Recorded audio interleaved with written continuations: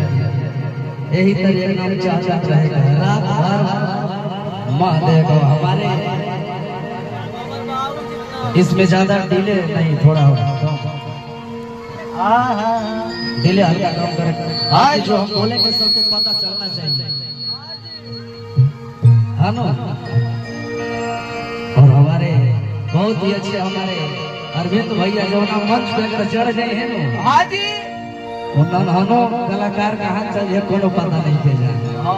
खाली भैया के बाग मारेगा ये भैया खाली जगह पर हाथ धर दिए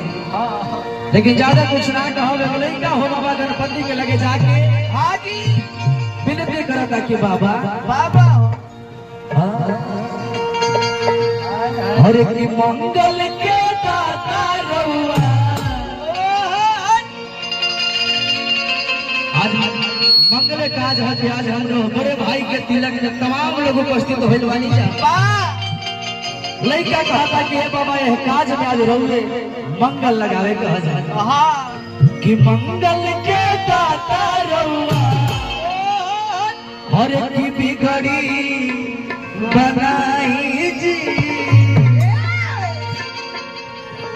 कि मंगल के दाता रहुआ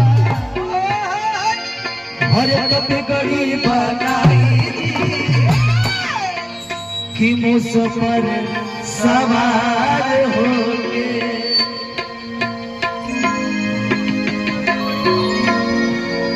अरे बेंचो में देख लो भैया एक बार खाली रिदम सेट कर देवे हाली हाली कम बेसी नहीं के करेंगे एक बार सेट करके कुर्सी लगा के ये जो बॉक्स लगाया है 4 गो उसमें आप केवल लेवल खोल दीजिए बाकी सब सही है। तो राजा भैया पहले ही